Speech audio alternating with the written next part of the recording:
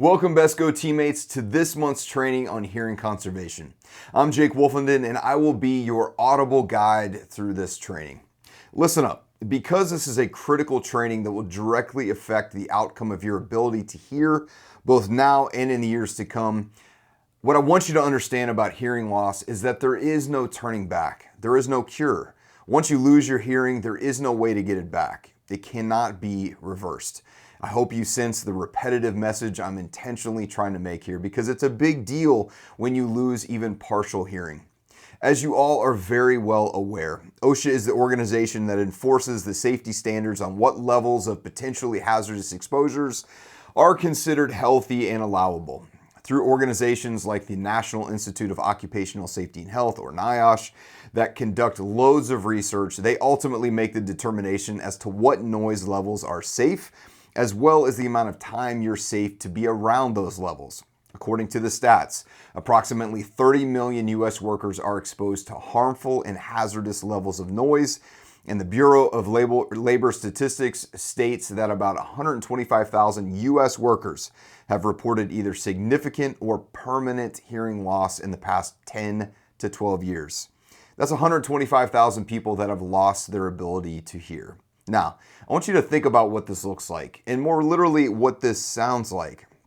Imagine the world you experience now, where you enjoy conversation, simple communication with your kids and loved ones, playing your favorite music, seeing your favorite bands in concert, watching your favorite movie, calling a friend on the phone to talk through some personal struggles, or even sharing a special moment. Now imagine that outside world, the vast expanse of the many elements we just discussed, shrinking in to just your thoughts, just the sound of your own internal voice and dialogue, maybe some muffled noises of those around you, a constant steady ringing in your ears. Imagine headaches that don't go away because of that constant ringing, the frustration of not being able to communicate simple things to your loved ones and friends, the anxiety associated with a world that was once wide and expansive is now so shrunken into a world that's only within an arm's reach. That is how these newly damaged 125,000 people feel every single day. It's a miserable experience, and the reality of this, that they can never get this hearing back, is hard to grasp. Unlike many other parts of the body that heal over time, unfortunately, our ears will never have this capability. So coming back to OSHA and the research that's been done, I want you to leave this training with a realistic perspective of what's safe and what's unsafe.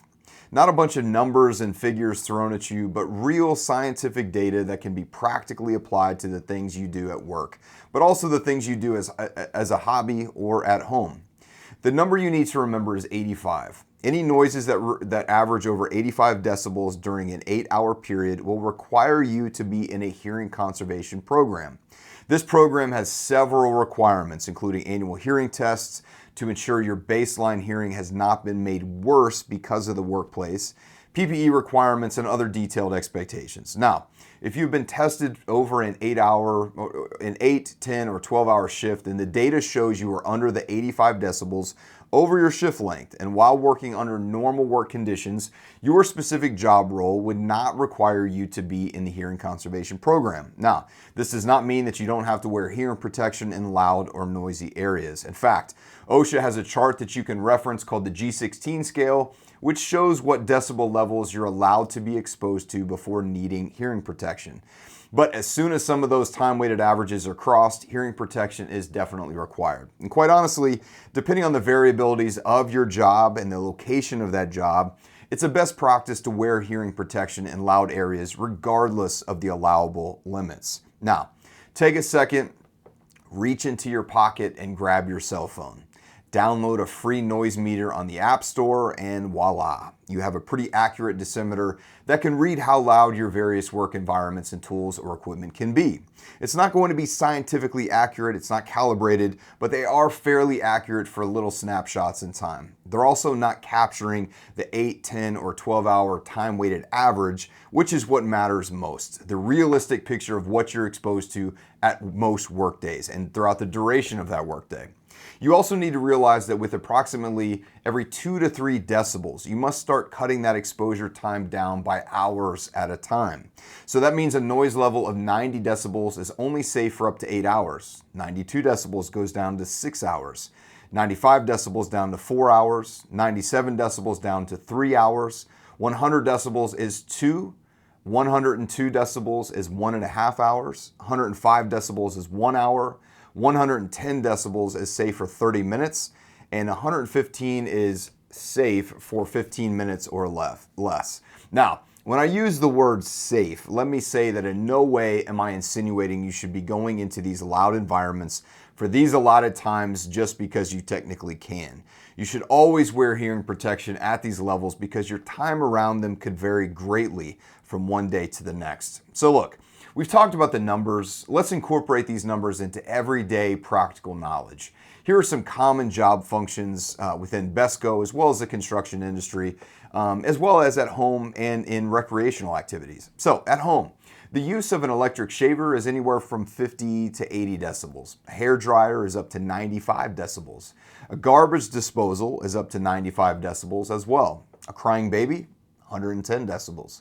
The dog's squeaky toy, 135 decibels, which by the way is one of the reasons why I hate those things. Now, let's talk about some common recreational activities, like riding a motorcycle averages about 100 decibels.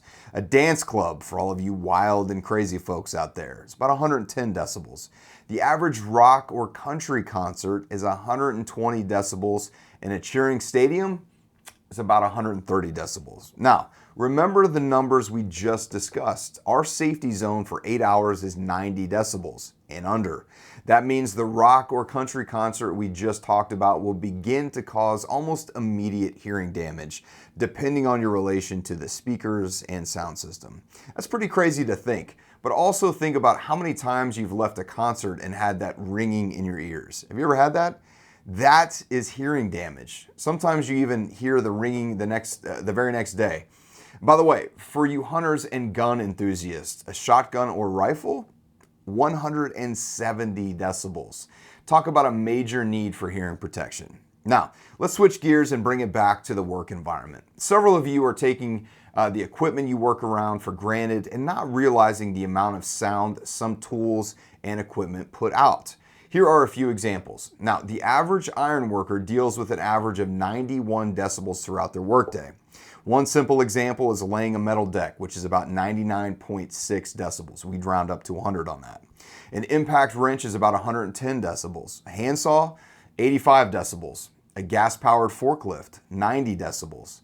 Electric drill, 95 decibels. Power saw, 110 decibels. What about a jackhammer or chop saw? 130 decibels.